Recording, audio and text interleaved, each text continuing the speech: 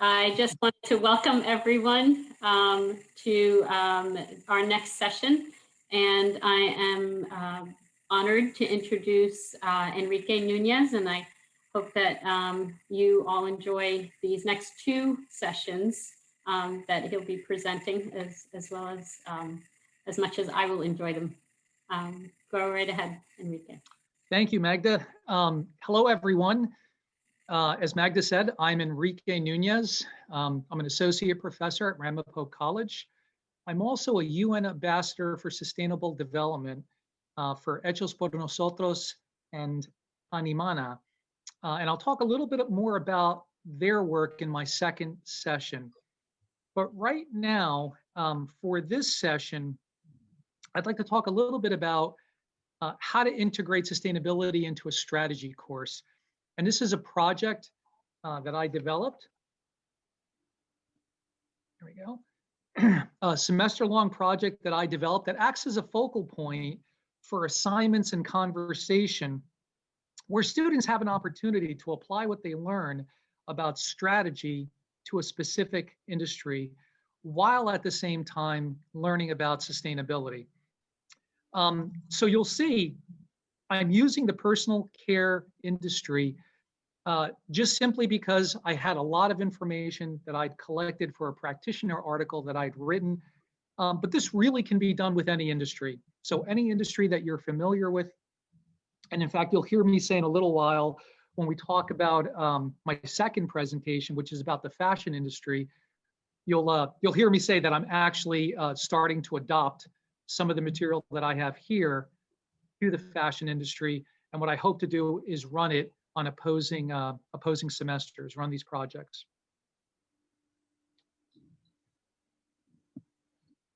So as you see, these are the two tools that I use primarily for this project. On the top, you see a life cycle assessment framework. And I use this framework in class, and I'll explain this more in a few moments. I use this framework in class to demonstrate to students how individual activities that are part of the life cycle can positively impact sustainability, or at least minimize the negative impacts. And of course, at the bottom, you're all familiar with this, are the UN Sustainable Development Goals. And you'll see how I incorporate those. You'll see how I incorporate those. And what I typically do is when I first will start off the semester, I will introduce the students to really just a broad explanation of the personal care industry. So again, when I refer to the personal care industry, we're referring to things like skincare, makeup, that sort of thing. And so I expose them to that. They're usually familiar. I mean, it can encompass, even the guys in my class, it can encompass things like, shampoo and conditioners. So everyone has some familiarity with the industry. I then introduce them to the life cycle assessment framework, and it's important to note that as I go through this isn't a true life cycle assessment. So if you're familiar with life cycle assessments, they're typically done for individual products, and they're much more detailed than what I'm going to be showing you here. But the reason I use this is, as you can see, we can demonstrate at each stage what's happening with a particular industry, and it incorporates really well into our discussions in strategy. And again, I'll show you how I use the SDGs in a moment. So as I alluded to before, the primary tool for this semester-long project, which ends up being a term paper and presentation, but it really is also the driving force for a variety of discussions throughout the semester. The primary tool that I use, the life cycle assessment. And as you see here, I just use this all over the place. I mean, this works, and this is actually not even where all the different places where I'll work it in, but for the vision, mission, core values, when we talk about the strategies, right, differentiation, focus strategies, low cost, when we talk about ethics, when we talk about corporate culture, it really is a good tool to use from a holistic perspective to use for our conversations within strategy, simply because strategy lends itself to these holistic discussions about the industry and the business as a whole. Another way that I use the life cycle assessment, maybe I should be checking my chat up here too, just in case. Forgive me, I don't sort of use it in this way when I do my classes. Okay, a couple of people saying hello. Okay. Whoops. Let me just go back.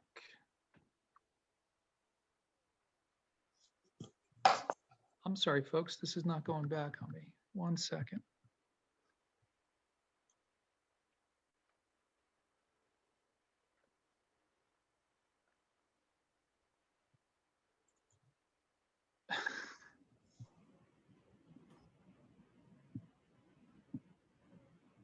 Okay, let me just switch back here.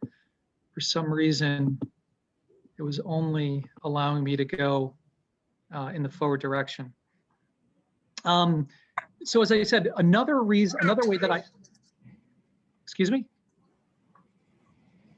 Another way that I use this framework, which I find very very useful, is to break it up into its component.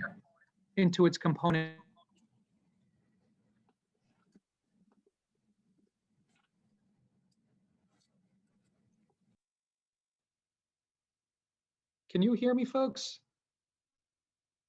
I'm sorry, I'm getting messages coming up on my screen, but yes, we can hear you.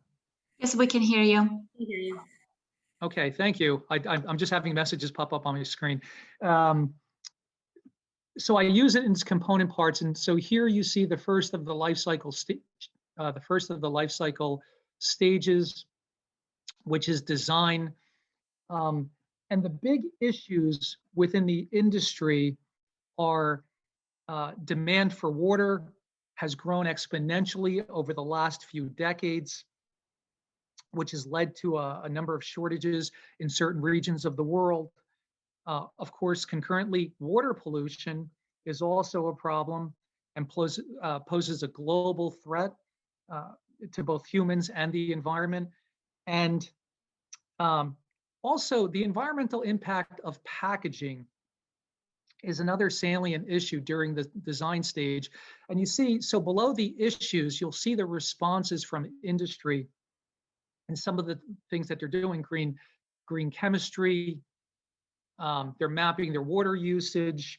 They're obviously doing recycling and reduction of the packaging.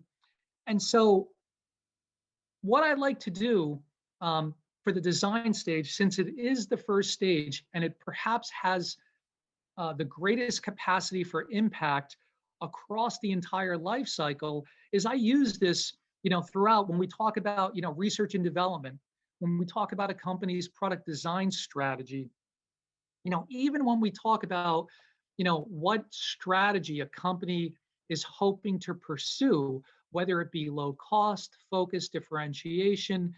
So the design stage works really, really well. And you'll notice too, at the top are the SDGs. And so what I do here, specifically during the discussion, I'll have a slide very similar to this one up when we happen to be talking about, for instance, product design strategy. And I'll show the SDGs and I'll ask my students, well, which of these SDGs do you think would be most impacted here? Can we positively impact one of the SDGs? Or perhaps in some instances, maybe we're not going to positively impact, but we can make it a little bit better. Maybe we can minimize the negative impact of this particular problem on one of these SDGs. So the conversation is always focused on sustainability. Okay. Yeah, but I was muted to focus on the SDG. How much focus do you put on SDG 3? How much focus do I put on SDG 3? Well, so what I'm showing here, Kevin, I'm showing just simply sort of an example, right? So when you see in the design phase, what I happen to be talking about, I don't put overt focus on any of the specific SDGs. Or rather, I should say, I put more focus on the individual SDGs depending on what we happen to be talking about. So right now, you see on your screen, you see sourcing, and you see here, just based on the issues and the responses from industry, you see here that, my belief, industry has a real opportunity here to put make a positive impact on the third SDG. But it really depends on what we happen to be talking about. And again, when I go through this with my students, I'll give them a sheet of all the sustainable development goals. I'll show them the life cycle assessment. They'll have that, and we keep it loose, right? We don't go into all of the individual targets. It really is more of a point of discussion to have my students just become familiar with the sustainability issues in a particular industry and how those can be addressed according to the SDGs. But since this is a strategy course, and most is based on strategy and strategic management, that's where most of the discussion lies. So my idea with this project is more to just have them become familiar and to really think about the sustainability issues as we go through the different material. Let me just check my chat. Okay, you're welcome. Okay. I'm sorry. I'm sorry to interrupt you. You might want to finish up your presentation first and then answer all of the questions, because some of us would need to leave after your presentation, if you don't mind. Yeah, would that work, you think? Maybe that would be a better. I think that's a good idea, just simply because a little distracting to have both here open at the same time. So I'll do that. And if you'd like to just go ahead and interrupt me, you can go ahead and just unmute yourself and just ask your question, and that would, I think, be a more productive way forward. So here is the second of the life cycle stages, is sourcing. And here's where we source our ingredients for all the different formulations for the industry. I find this to be a particular interesting stage that I think works well with strategy. It demonstrates many of the big sustainability problems, not just from the environment, but also with people, right? That impact people. So here, some of the big issues are overwhelmed ecosystems, poor working conditions for those people who are actually sourcing, right? The source of the actual ingredients for the formulation. So these may be small farmers in other countries. It also exposes some of the problems with child labor and some of the other issues.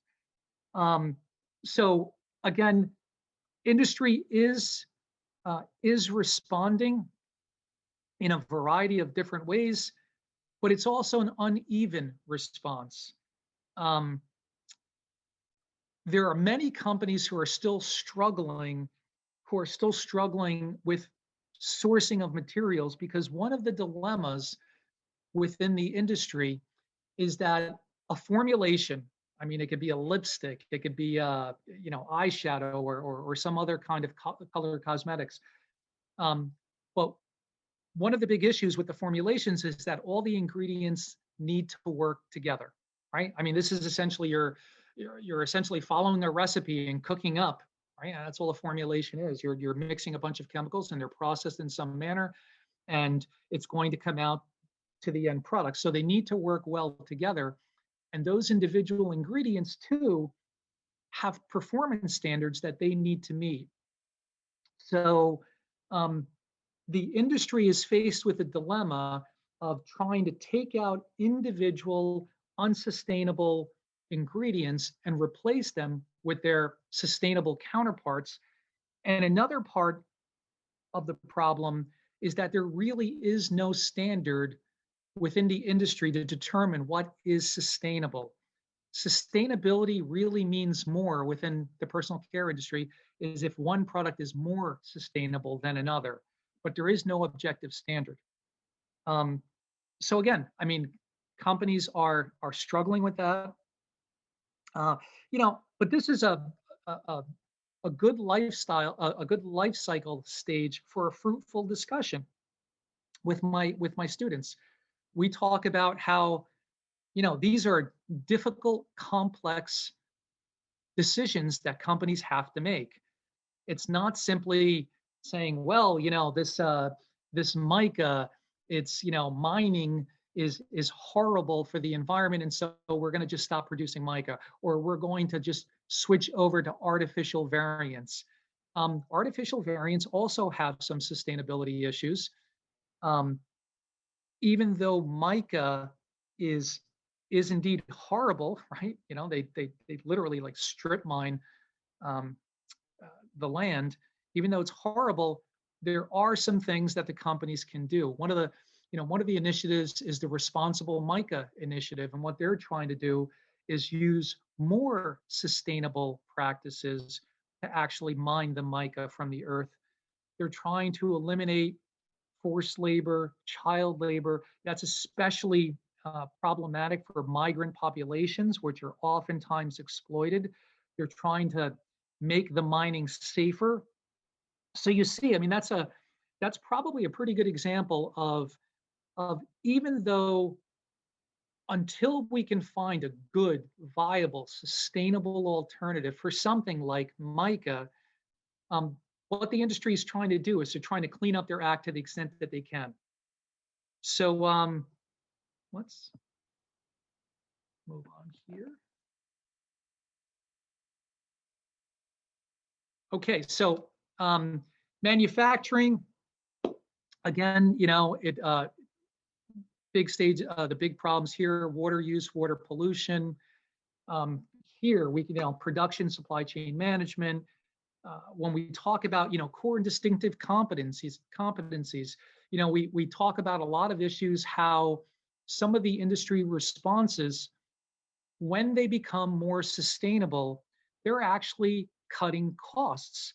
So it can be a viable alternative to pursue something like a low cost strategy, right? It almost seems counterintuitive. You would almost think that if you were pursuing a more sustainable strategy, that you would almost inherently be pursuing a differentiation strategy, but that's not necessarily the case. Many of the initiatives that are happening within in the manufacturing sector to become more sustainable actually work to reduce costs. So there, again, that would lead to an interesting conversation within class on how that might be. Distribution, distribution is one of those issues that oftentimes students perhaps are a little bit more familiar with, right? They may not be familiar with sourcing, with design, with manufacturing, but distribution, being an end user, oftentimes they are indeed familiar with this. And again, the big issues are energy consumption and CO2 emissions. So here, this leads oftentimes to productive conversations about some of the really cool new technology. I mean, you see here, I've sort of written some of these, right? Autonomous ships and trucks. We talk about, Elon Musk and Tesla coming out with their autonomous trucks, port robotics. We talk about how Amazon is rethinking the last mile, right? We've all heard the stories of Amazon using their drone technology. So, and by the way, Amazon is not the only company that's doing this. There are actually a variety of companies that are doing this, but Amazon, what they're trying to do is locate distribution centers in such a way that drones will actually be able to deliver some of their packaging within a 10-mile radius of that distribution center. So that'll lead to less traffic congestion, fewer CO2 emissions, right? Less waste of energy. So this can lead to again, to a whole variety of really neat discussions. You know, we're all familiar with the direct consumer models, right? There's so many interesting innovations happening there. There's companies. Well, I guess the Asian markets have been doing this for a while, but you know, we're all familiar with things like, well, in Asia, I guess they're doing things like makeup booths, vending machines. The makeup booths I find particularly interesting. In Asia, what they're doing with makeup booths is that they're locating these in high traffic areas. It's a private space, and with the use of facial recognition technology, they're allowing people to go into these makeup booths and, you know, virtually try on different makeups, and then they can buy them right there, point of sale. So again, these are all just different experiments that companies are doing. And again, some of these have been going on for a while. We're actually a little bit behind in this country, but they've been going on for a while, where companies are finding different ways to work directly to the to sell directly to the customer, cut out the intermediaries, cut CO2 emissions, and oftentimes they're also bolstering their bottom line. So again, one of the things that I try to stress within my classes is that these initiatives aren't necessarily higher costs, right? Oftentimes people have the misperception that when you become sustainable, when you try to do things green, that you're always increasing costs, and that's absolutely not the case. So you can see, you know, where these kinds of discussions work in at the bottom there. Just you know, again, the way I use distribution oftentimes, you know, I use it when we talk about distinctive competencies, and I talk about how, you know, if Amazon can figure out this problem of distribution and getting you your product where you're sitting, you know, you're sitting at your desk and you order something and it's delivered at your house, you know, by the time you get home, if you can figure that out, that just creates such an enormous competitive advantage. And we see it with Amazon, right? Amazon, you know, I'm not necessarily a big proponent of Amazon, but there are some interesting things that they're doing with regard to sustainability and competitiveness. So they're not just simply doing things, just simply, well, they're certainly not doing things just simply because it's good for the earth, but they're able to do both. I'm just going to check this really quick because I see this keeps flashing. Being more contribute to sustainability. Yeah, being more efficient and save money. Yeah, contribute to sustainability. Absolutely. That's exactly what I try to focus on my class. And I see here Salima saying, how does strategy course deal with the issue of consumption and the fact that too many cosmetics are already out there? That's a great question. So let me see. I'm gonna answer that, and it's actually one of my life cycle stages. So if you could just hold on. So consumer use. So I find these last two stages particularly important because I think while companies do indeed focus on consumer use, I don't think they focus on it from a sustainability perspective as much. And you'll see the last life cycle stage, I don't believe that they focus on it at all. But so the big industry problems, right? Water usage.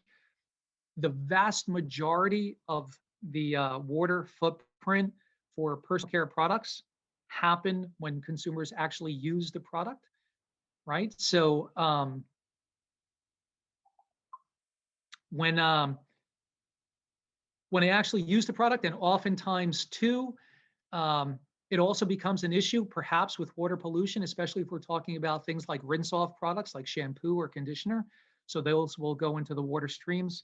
And of course, when you add in the cost of heating water when people take showers and things like that before application of some of these, that also leads to a tremendous amount of CO2 emissions. So what some companies are doing, water conservation, they're trying to educate consumers on better water conservation. They're also doing things like creating products that don't require water, right? They're let's see. Oh, consumer technology too. I mean, I see here that we're running out of time. But consumer technology is also uh, potentially just a huge place where personal care companies can really have an impact. We're seeing things like the advent of smart homes that can monitor your water usage. And if personal care companies can tap into that and perhaps educate consumers on how to better use their products, things like connected packaging, right? This can be something as simple as a QR code, right? If you've gone to a restaurant recently, you've probably noticed that a lot of restaurants have started using QR codes instead of hard printed menu items. Well, personal care companies can use that too on their consumer packaging. And that would be also another way to educate consumers to have full transparency for their ingredients. And it'd also be a way of not overwhelming consumers. So perhaps consumers can put their smartphone over a QR package. They can learn more about the individual ingredients. They can learn about the sources. It can be another way of branding the company and showing that it is sustainability minded. So there's a lot of things that can happen there. And I just wanted to make sure I get to this last one here. So end of life, there are the big issues with end of life. And here are some of the different initiatives that are happening, right? Circular economy practices, and this can speak to that previous question, right? So if you're familiar with MAC, right? MAC is a good example of circular economy. They have a Back to MAC program where MAC is a cosmetics retailer. So they have a program where if you go in with empty lipsticks, I think it's 6, you'll then get a voucher for a free lipstick. And what they do is they take the packaging for those lipsticks and they recycle it into another lipstick. So again, it's a clever way of bringing consumers back into your retail outlet and staying with your brand, right? So it keeps it within the family. It also burnishes your sustainability brand. So there's actually a lot of initiatives like that happening. I wish I had a little bit more time. And I wanted to tell you a little about the term project. So at the end, after we have these discussions, and obviously students are working on this throughout the entire semester, they create their own personal care company. I don't really care what it is. It can be body wash, it can be a makeup company, it can be deodorant, whatever it is, but they'll create their own personal care company. They have to pursue a well-defined strategy, whether it be low cost differentiation, focus strategy, whatever it is. And then they need to make decisions for their personal care company that are in line with that strategy, but are also sustainability minded. They're going to analyze both the environment, right, the physical environment, as well as the competitive environment, and they're going to present to me, both in written form and a presentation at the end of the semester, all the sustainability practices that they're using throughout each of the life cycle stages. I encourage them throughout the project to look to other industries, not just to personal care companies, but other industries for inspiration. And again, throughout the entire project, what they're doing is they're going to be explaining to me and to the rest of the class how they can positively impact individual development goals, or at least minimize their negative impacts. And so this is just sort of my little wrap-up slide here. I know I went through really quickly, but what I hope to get across with this project is to show to students how Sustainability can be a catalyst for innovation. Oftentimes, sustainability is thought of as additional cost, and it doesn't need to be. It can help shift the company away from commodity offerings and toward more fertile ground. It can be a way of strengthening organizational capabilities. Because we need to do this, right? What I stress to my students is climate change is an inevitability. It's happening. And so we must do it. So the competition then is moving toward who can get there first. So from a strategic perspective, if you must do this, how can you take advantage of the opportunities? How can you mitigate the risks?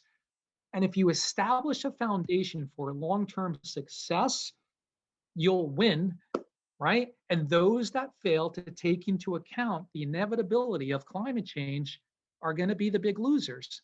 So as long as, we already know that it's happening, and as long as we understand that, you may as well get on board and start looking for the opportunities and take the lead. Any questions, folks? I know that was really super quick, and I'm going to open up my chat here again and see if I can go through this. I have a quick question, Enrique. Yes. So could you give us an example of how a company has implemented a strategy that was not a low-cost strategy, but ended up being a sustainable strategy? Because, as you astutely said, one of the common misperceptions is that you can't do both, right? You have to choose either of these options. Could you just give us some concrete examples? Thanks.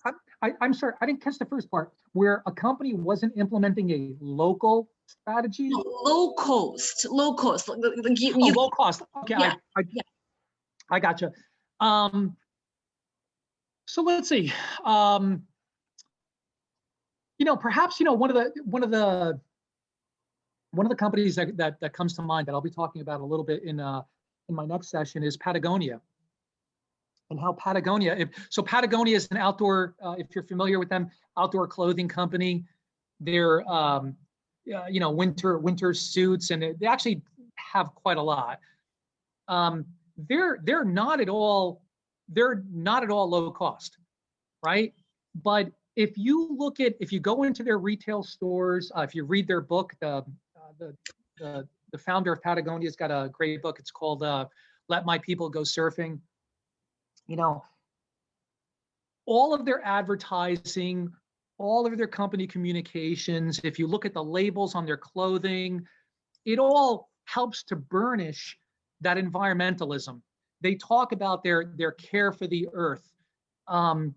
They're not low cost, right? I mean, I actually think it's quite expensive. I think their clothing is actually quite expensive. So, another one that I guess, we can argue whether or not it's actually a truly sustainable company, but I think they at least try to present themselves in such a way as Tesla, right? I mean, Tesla, what I tell my students is, they were one of the first companies that were able to introduce sustainability and make it sexy. Certainly there were, eco-friendly cars, but and forgive me if you drive a Prius, but I just don't think it's the the sexiest car out there. And Tesla, came into the market, was able to show that, it doesn't have to be, sustainability doesn't have to be boring. Sustainability doesn't have to, you can differentiate based on sustainability.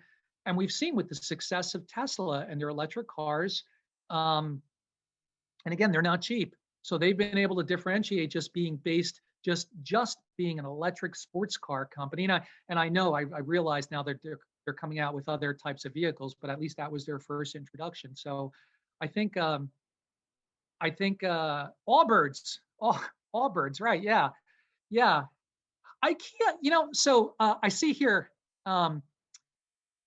So I have, so forgive me, I have a little bit of a problem with IKEA, just simply because, and I understand that, they try to build sustainability into their strategy.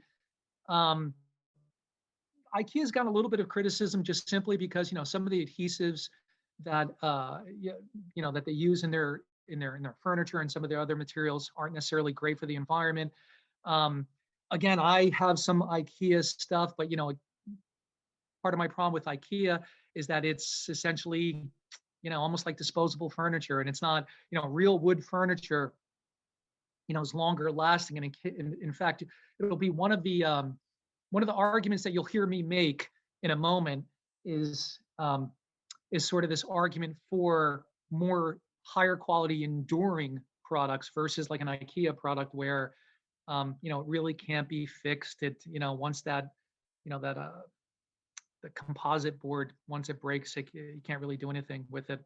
Let's see these brands you talk about, far from what is available in Thailand. Yeah, I'm afraid I'm not familiar. What are none of these brands available in Thailand, Kevin?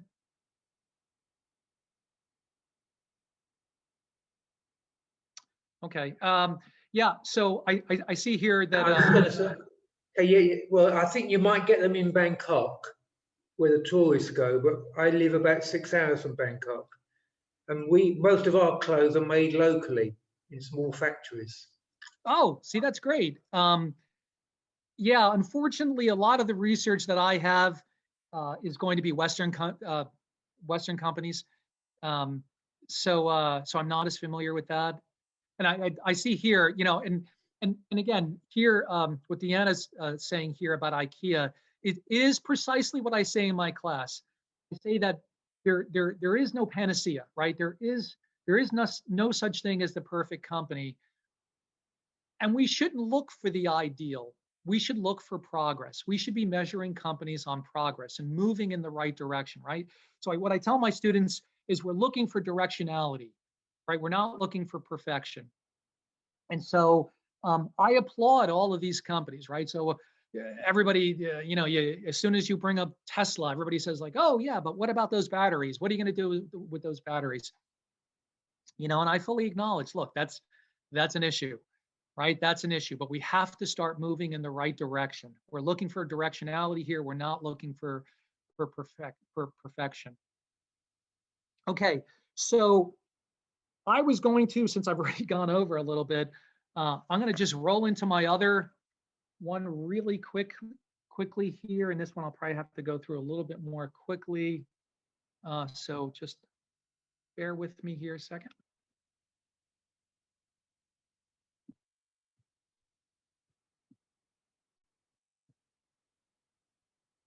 Okay, I'm going to close this. Okay. So in this session, I'd like to discuss some of the problems with the current fashion industry model.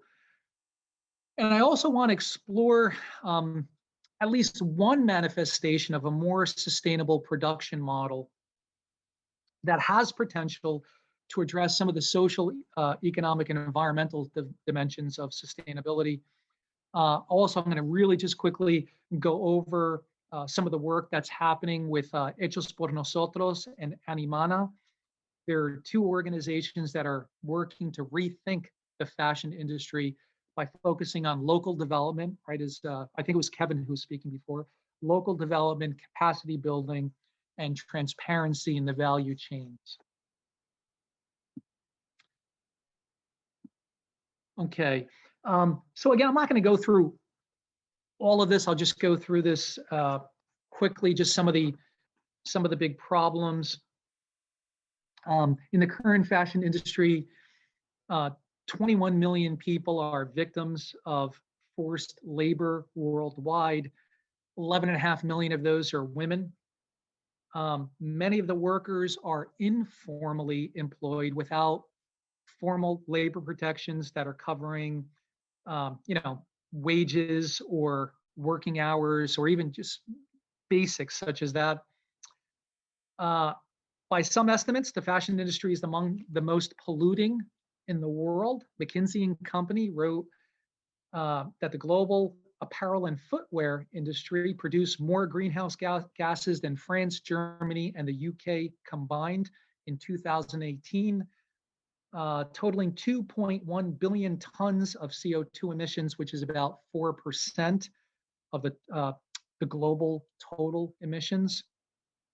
The Intergovernmental Panel on Climate Change has even a higher number. They've calculated the fashion industry to produce 10% of the global carbon dioxide emissions every year, although there is some debate on the accuracy of those numbers. They think that those numbers are somewhat inflated, but even with the McKinsey number, it's a staggering number. In many of these countries, there's lax regulations. International brands have a free hand to use chemicals in their processes as well as in their clothing itself. Many of these chemicals make their way into waterways.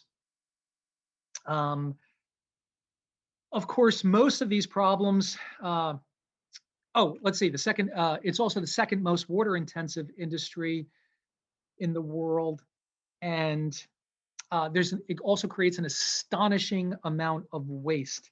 I had a number of figures, but I'm not going to go through those. But the waste issue in particular is mostly as a result of what's referred to as fast fashion, right? So you might be familiar with fast fashion. If you're my age, you still remember a time where there was essentially 4 seasons, right, for clothing, right? Spring, summer, winter, and fall. And that's typically how the individual seasons would come out. Fast fashion has created this self-reinforcing loop where they're able to push out additional fashion much more quickly from when you see it on the runway to when it first appears in retail stores.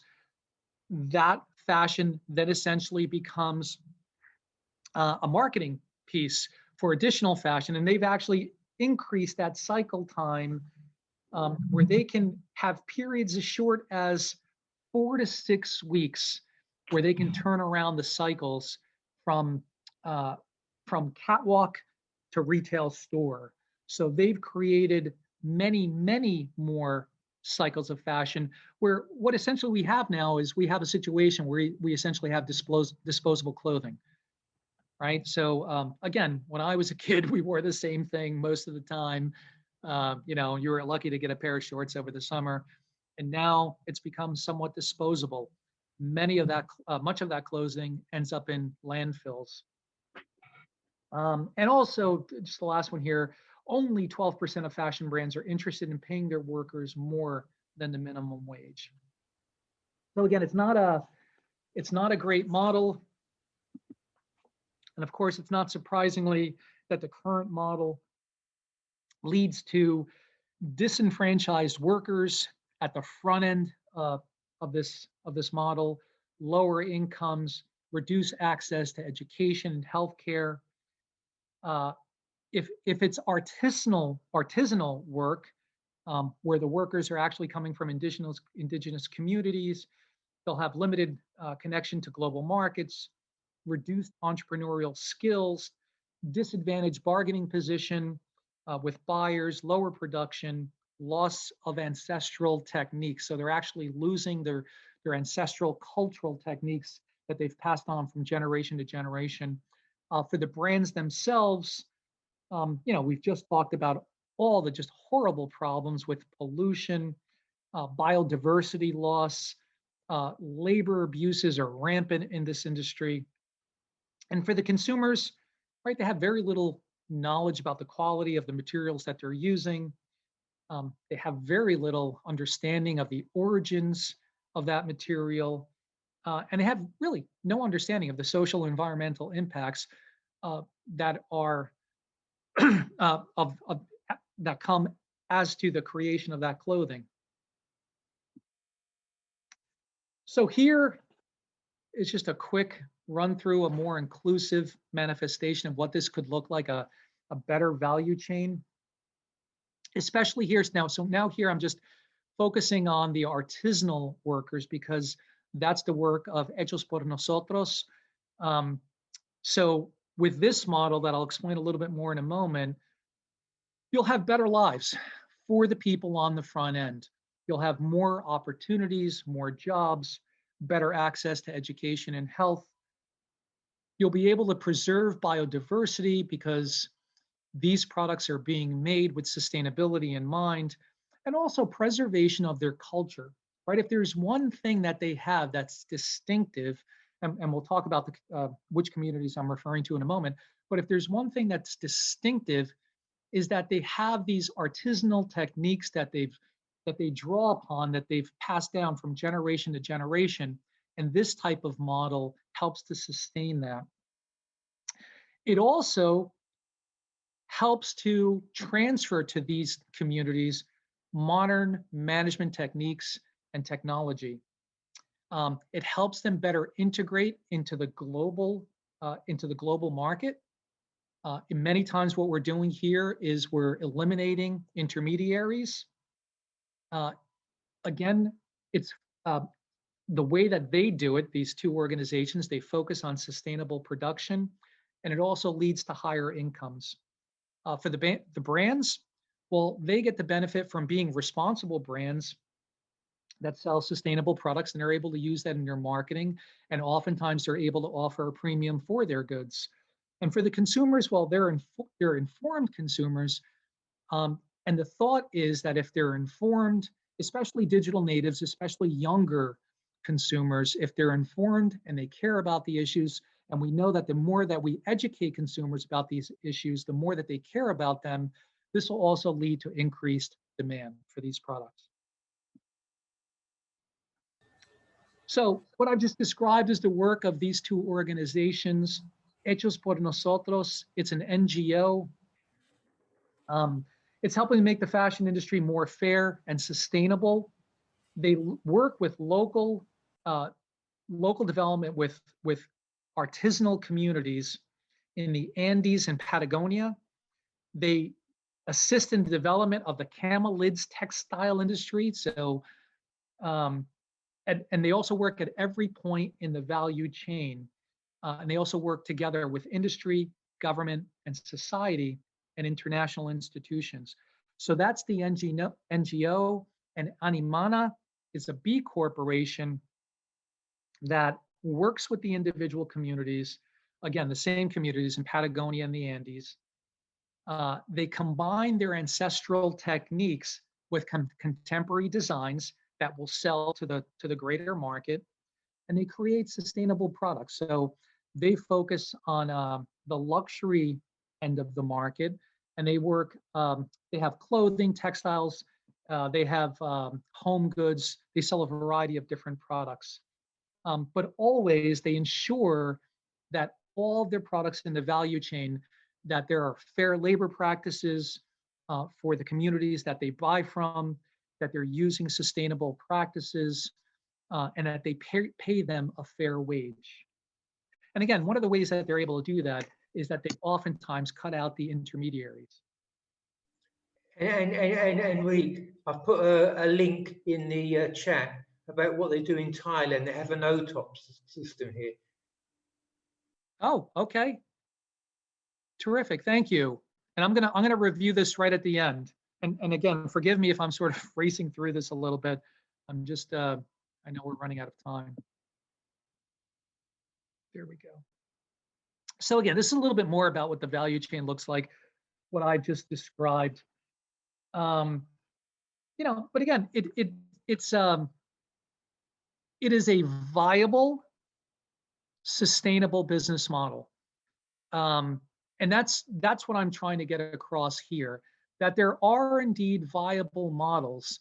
This is not, here, for those of you who perhaps are not from this area, right? So when we present this material sometimes to people who perhaps are not like-minded people, they're tree huggers, they're people's, and you're just trying to save the world. And I said, no, I'm a business professor. I teach strategy. We are capitalists here, but there's a way of doing capitalism in such a way that's sustainable. We're not here trying to do something that's going to be putting people out of business, and we're just redistribute wealth. What we're talking about here are two specific organizations, one that is specifically an NGO that works as part of the UN and they try to solve these problems from a macro level. So what they do is they do the networking, the education, and the advocacy. And in this other organization, Animana, they're a business. I mean, they happen to be a B Corp, and so they're going to follow more specific sustainability practices, but they're a business. They're a for-profit business, and they make money, and they just happen to have a social mission.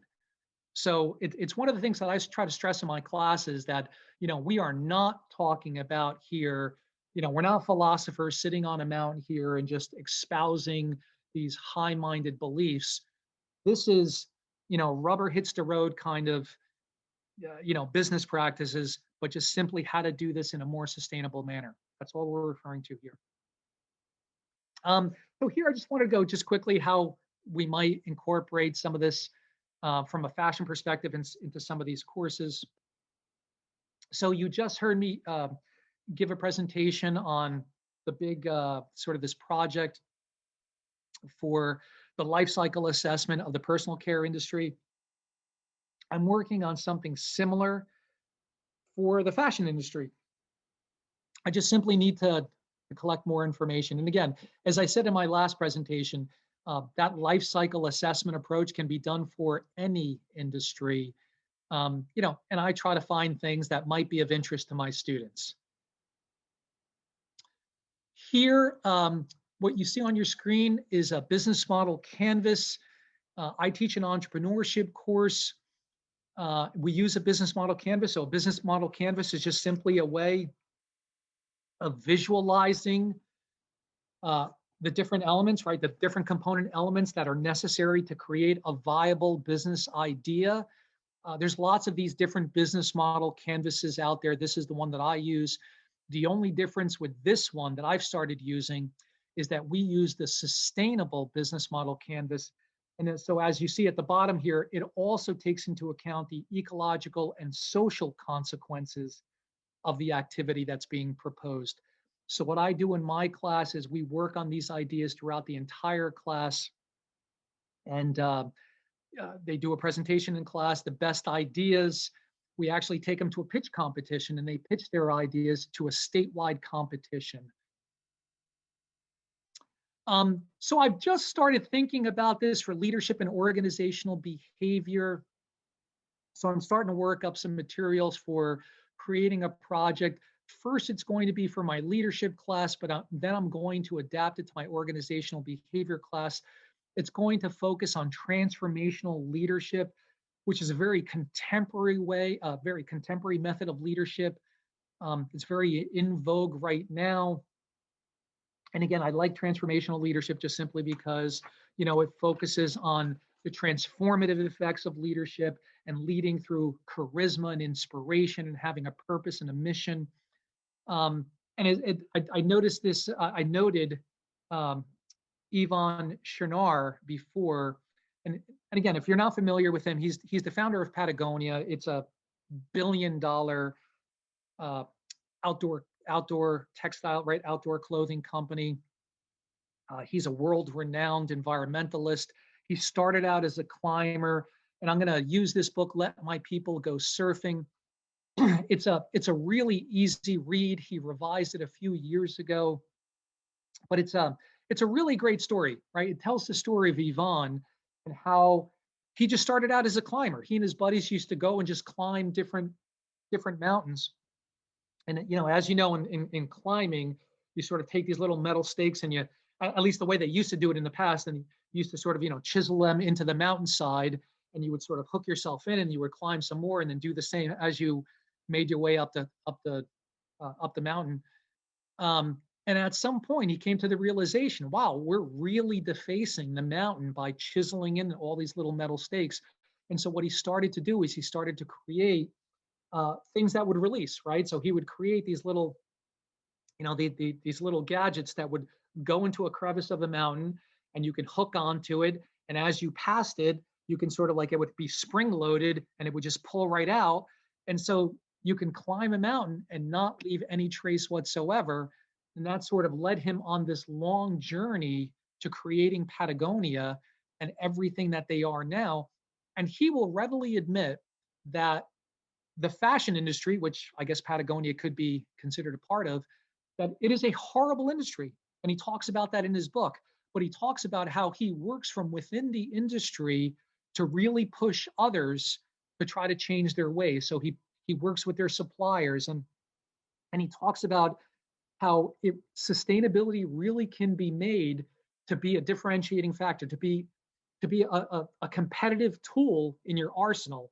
So it doesn't just need to be, again, this misperception that everyone has that it's an additional cost. And he's proven that it's not, right? Yvonne's a billionaire. Yeah, he doesn't like talking about it, but he's a billionaire, but the good part of that is he actually gives, enormous amounts of money to really great causes. So again, so here are just some of the quick takeaways, right? So sustainability practices can lead to economic empowerment, especially among the most vulnerable workers, which is really one of the big problems of this industry, is those frontline workers oftentimes are the most impoverished, which is counterintuitive because they're the ones who are actually making the products.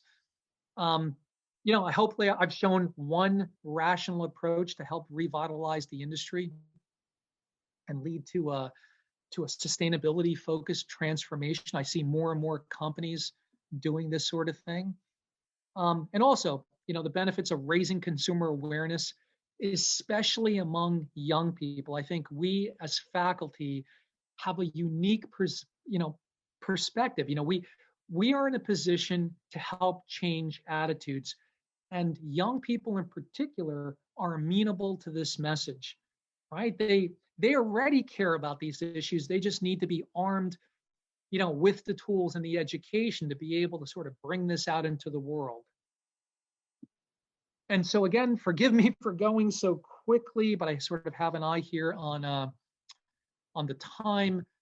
I'm going to just open up the chat here a second, see if I see anything. Sustainable business, have you written about that idea? So I know I had maybe it was Julianne who was going to be helping me here. So we'll collect this information. I'll make sure to pass it on to the folks at the conference, and I can give you. I have like a boatload of these kinds of sources, and I can give you the specific source for the sustainable business model canvas. Let's see.